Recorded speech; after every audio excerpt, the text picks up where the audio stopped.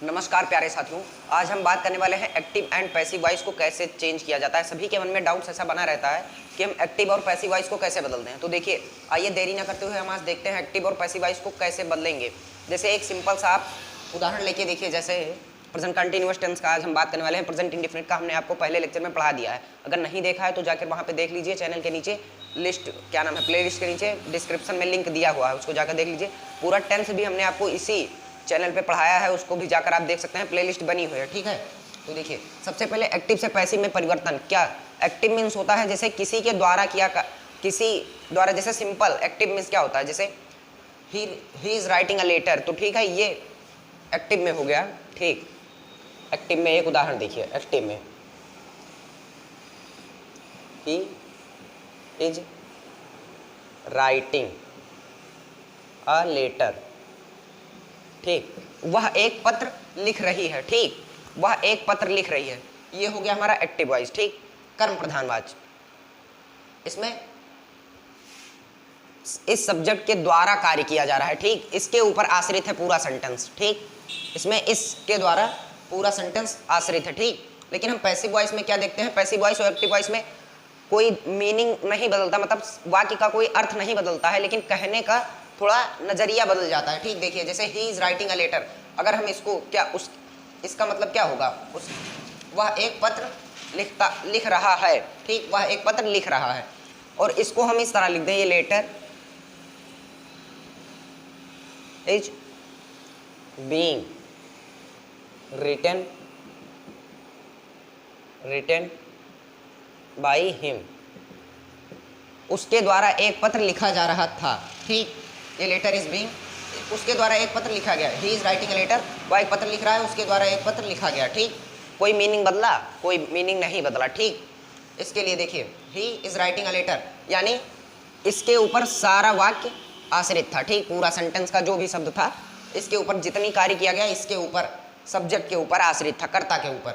लेकिन यहाँ ये लेटर यानी ऑब्जेक्ट के ऊपर सारा वाक्य आश्रित है। ठीक, ये letter is being written by him. ठीक, इसी को एक्टिव को हम पैसिव में कैसे बदलते हैं, अपने वाक्य में जो हम कहते हैं उसी को हम पैसिव वॉइस कहते हैं। एक सिंपल सा उदाहरण देखिए, प्रेजेंट कंटिन्यूअस के कुछ आज हम एग्जांपल के बारे में आज बात करने वाले हैं, तो उसको बहुत ही अच्छी तरीके से समझिएगा। ठीक, आज हम बात करेंगे, चलिए देखते हैं एक फार्मूला, छोटा सा एक फार्मूला देखते हैं, बहुत अच्छी तरीके से आपको समझाएंगे।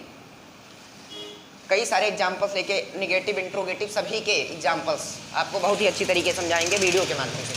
देखिए पहले हमने प्रेजेंट कंटिन्यूअस टेंस का फार्मूला पढ़ रखा है, प्रेजेंट कंटिन्यूअस कैसे बनता है। ठीक, उसी के बेसिस पर आज हम फार्मूला देखेंगे।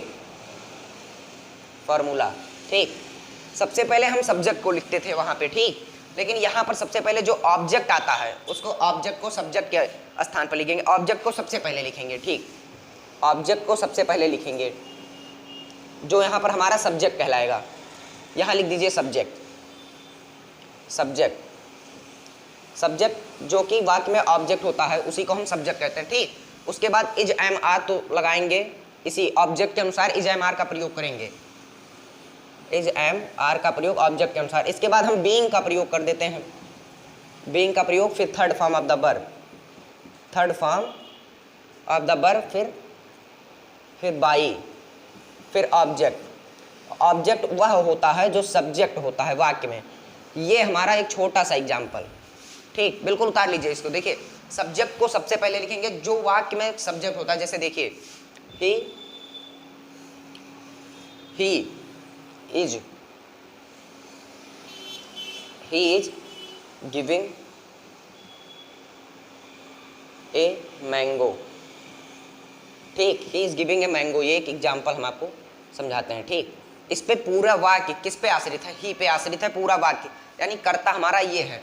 ठीक, और हम पैसिव वॉइस में जब बदलेंगे, ये हमारा एक्टिव वॉइस, एक्टिव में लिखा है। ठीक, देखिए एक्टिव में लिखा है, और पैसिव में जब हम लिखेंगे ही is giving a mango, passive में इसको जब लिखते हैं तो यह हमारा कर्ता किस पे आश्रित हो जाता है, जो यहाँ पे सब्जेक्ट, जैसे जो यहाँ पे सब्जेक्ट दिया होगा उसको हम ऑब्जेक्ट के रूप में यहाँ पे लिख देते हैं, और जो इसमें ऑब्जेक्ट दिया होता है वही सब्जेक्ट के रूप में यहाँ पर आ जाता है। तो उसमें object he is giving a mango, वह एक आम दे रहा है। तो यहाँ पर ऑब्जेक्ट यानी वस्तु क्या है, एक आम ही तो एक वस्तु है। ठीक है दोस्तों। तो चलिए एक आम को हम एक सब्जेक्ट के रूप में लिख लेते हैं। तो ये मैंगो, ये मैंगो। अब ये मैंगो के अनुसार यानी अब हमारा सब्जेक्ट ये हो गया, इसके ऊपर हमें वाक्य को आश्रित करना है।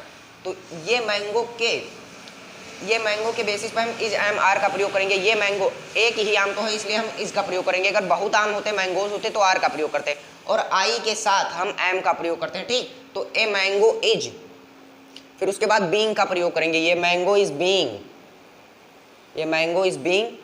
थर्ड फॉर्म क्रिया, क्रिया क्या हो रहा है? काम, यानी देने का काम हो रहा है। ठीक, देने का काम हो रहा है तो is being giving, given by him. हमने आपको बताया था कि नाउन को परिवर्तित कैसे करेंगे, प्रोनाउन का परिवर्तन, और कुछ बेसिस पे पैसिव में कैसे, एक्टिव में हो तो ही का हिम हो जाता है, दे का देम हो जाता है, वी का अस हो जाता है, सी का हर हो जाता है। वीडियो के डिस्क्रिप्शन में जो लिंक दी हुई है, पहला लेक्चर जो एक्टिव वॉइस पैसिव वॉइस का इंट्रोडक्शन लेक्चर था, उसमें हमने आपको बहुत ही अच्छी तरीके से समझा दिया है। ठीक, उसको आप समझिए। ये mango is being given by him. ठीक है, चलिए एक एग्जांपल लेके समझते हैं। बहुत ही अच्छी तरीके से समझाया हमने आपको। देखिए इसको उतार लीजिए, अगर कोई भी डाउट रहे हो तो फिर से समझा देते। ही इज गिविंग अ मैंगो, देखिए एक्टिव वॉइस में दिया है। ठीक, जैसे बिल्कुल सरल वाक्य दिया होता है। ही इज गिविंग अ मैंगो, वह एक आम दे रहा है। इसको अगर हमें अपने वाक्य में कहना है तो क्या कहेंगे? उसके द्वारा एक आम दिया जाता है। ठीक, यही तो बोलेंगे। तो उसके द्वारा एक आम दिया जाता है, तो एक आम को यानी ऑब्जेक्ट को यहाँ पे सबसे पहले पैसिव वॉइस में ऑब्जेक्ट को सबसे, जो ऑब्जेक्ट था उसको हम सब्जेक्ट बनाकर लिखते हैं। तो ये मैंगो, उसके बाद इसी के अनुसार हम इज एम आर का प्रयोग करते हैं। ये मैंगो इज, फिर इज के बाद बीइंग का प्रयोग कर देते हैं। क्रिया की तीसरी अवस्था, क्रिया हमारा जो फर्स्ट फॉर्म इसमें था, यहाँ पर थर्ड फॉर्म। पूरे एक्टिव पैसिव वाक्य में हमारा थर्ड फॉर्म का प्रयोग किया जाता है, क्रिया का, गिवन। फिर बाई का प्रयोग करेंगे, फिर सब्जेक्ट को ऑब्जेक्ट के रूप में लिख देते हैं। ठीक, हिम। बहुत ही अच्छी तरीके से हमने आपको समझा दिया। एक और एग्जाम्पल लेके समझते हैं, दूसरा। जैसे वी आर सेलिब्रेटिंग,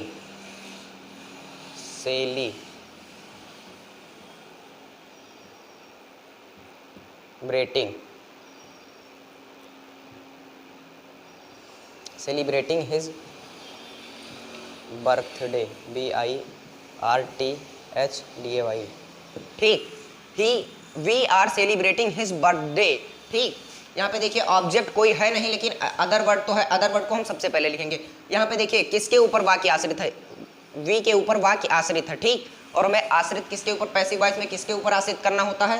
पीछे से, यानी बर्थडे, जन्मदिन। हम क्या मना रहे हैं? ठीक, जन्मदिन तो मना रहे हैं।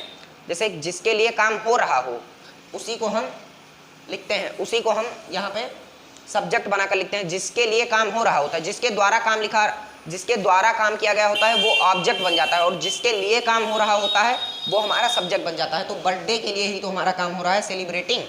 ठीक, सेलिब्रेटिंग की स्पेलिंग थोड़ा देख लीजिए, celebrating his birthday.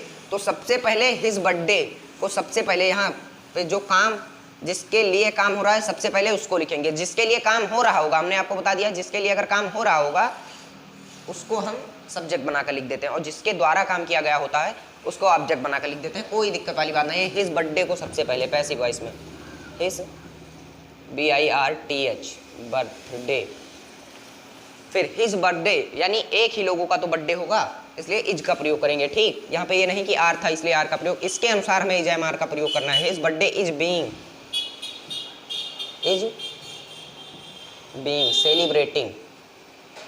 Celebrated, third form हो जाएगा। His birthday is being celebrated by us, we का अस हो जाएगा। ठीक, बहुत ही अच्छी तरीके से हमने आपको बता दिया है। चलिए इसको उतारिए। तीसरा एग्जाम्पल एक लेते हैं। तीसरा example, they are brings fruits. ठीक, फ्रॉम मार्केट भी लिख सकते थे, फ्रॉम मार्केट हम बाद में लिख देंगे, कोई दिक्कत वाली बात नहीं है। जैसे फ्रॉम मार्केट लिखते तो फ्रॉम मार्केट सबसे बाद में, अदर वर्ड सबसे बाद में हो जाता। ठीक, इसको जिसके लिए काम हो रहा हो उसको सबसे पहले सब्जेक्ट बनाकर लिखेंगे।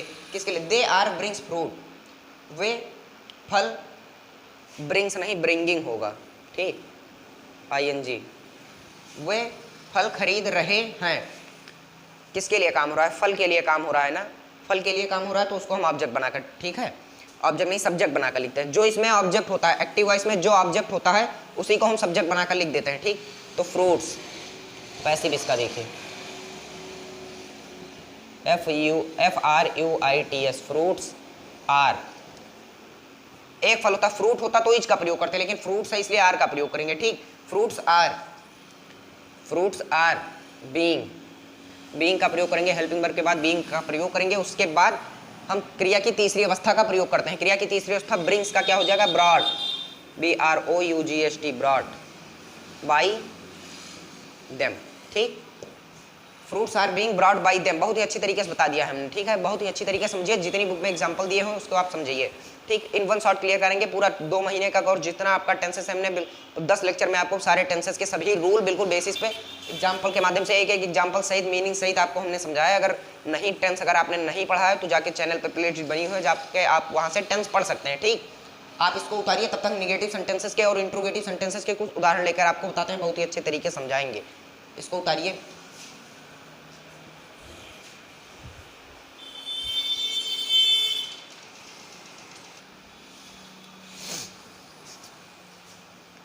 निगेटिव सेंटेंस के लिए हम देखते हैं, फार्मूला आपके सामने है और एग्जाम्पल भी आपके सामने है, बहुत ही अच्छी तरीके समझाएंगे। देखिए, एग्जाम्पल को हम अच्छी तरीके समझते हैं। आप अगर जो भी डाउट्स रहे हो कमेंट सेक्शन में बताइए, जो भी नहीं समझ में आ रहा हो कमेंट सेक्शन में जरूर कमेंट करके जरूर बताइए। देखिए, यहाँ पे सब्जेक्ट को सबसे पहले, जो वहाँ एक्टिव वॉइस में सब ऑब्जेक्ट था उसको सब्जेक्ट बनाकर लिख देंगे, और जो यहाँ पे सब्जेक्ट है उसको ऑब्जेक्ट के रूप में लिख देते हैं। जिसके द्वारा काम किया गया है पैसिव वॉइस में उसको हम ऑब्जेक्ट के रूप में लिखते हैं, और जिसके लिए काम हो रहा हो उसको हम सब्जेक्ट के रूप में लिखते हैं। ठीक, सबसे पहले सब्जेक्ट, जो ऑब्जेक्ट था वही सब्जेक्ट, फिर इज एम आर, फिर नॉट का प्रयोग करेंगे, फिर बीइंग, फिर वर्ब की थर्ड फॉर्म, फिर बाई, फिर ऑब्जेक्ट। ठीक, ये हमारा फार्मूला। इसको बनाने का फार्मूला देखिए, बहुत अच्छी तरीके से हमने लिखा। रोहन, एग्जाम्पल के माध्यम से समझते हैं। देखिए, Rohan is not cooking the food, पीछे लिखा है Rohan is not cooking the food.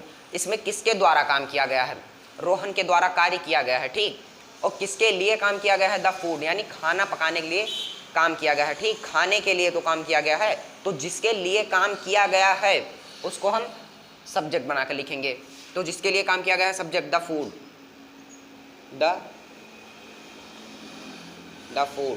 The food. इसी के अनुसार हम इज एम आर का प्रयोग करेंगे, तो इज, द फूड इज, फिर नॉट,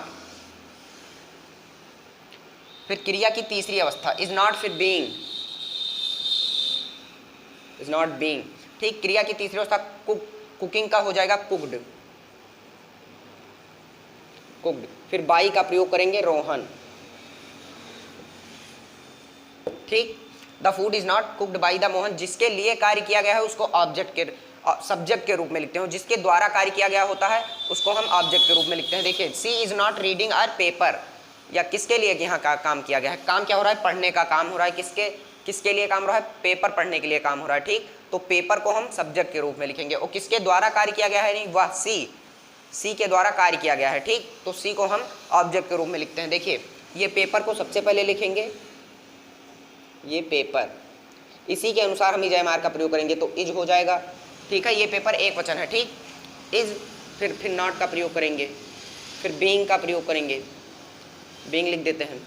ये paper is not being, reading का क्या हो जाएगा, रीड। ठीक, रीड, तीनों फॉर्म, मतलब पढ़ने का तीनों फॉर्म रीड ही होता है। तो ये paper is not being read, फिर बाई का प्रयोग करेंगे, बाई, सी का हो जाता है हर। ठीक, जिसके द्वारा कार्य किया गया होता है उसको हम ऑब्जेक्ट के रूप में लिख देते हैं। फिर ये देखिए पैसिव वॉइस, इसका he is not washing the clothes, किसके लिए कार्य हो रहा है, द क्लॉथ्स, यानी कपड़े के लिए कार्य हो रहा है। काम क्या हो रहा है, सफाने का, मतलब कपड़े सफाने का काम हो रहा है। ठीक, कपड़े सफाने का ही तो कार्य हो रहा है, तो जिसके लिए कार्य हो रहा होता है हमने आपको बताया उसको सब्जेक्ट के रूप में लिख देते हैं। तो द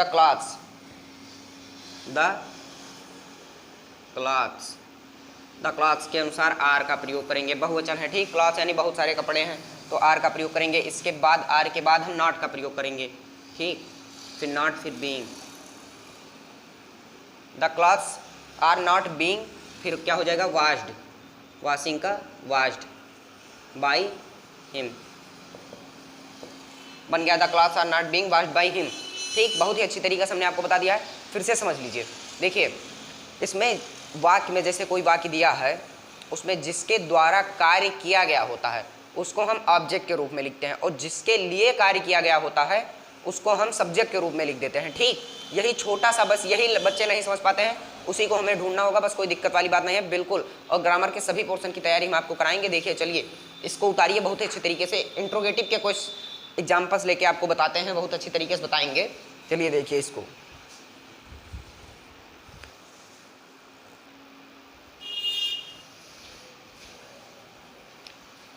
इंट्रोगेटिव निगेटिव सेंटेंस हम आपको बताने वाले हैं। देखिए इंट्रोगेटिव निगेटिव सेंटेंस में कोई इंट्रोगेटिव और इंट्रोगेटिव निगेटिव सेंटेंस में कोई फर्क नहीं होता। देखिए अगर वाक्य में यानी सेंटेंसेस में नहीं और क्यों यानी क्वेश्चन नंबर दोनों का प्रयोग यदि हो जाता है तो उसे हम इंट्रोगेटिव निगेटिव सेंटेंस कहते हैं।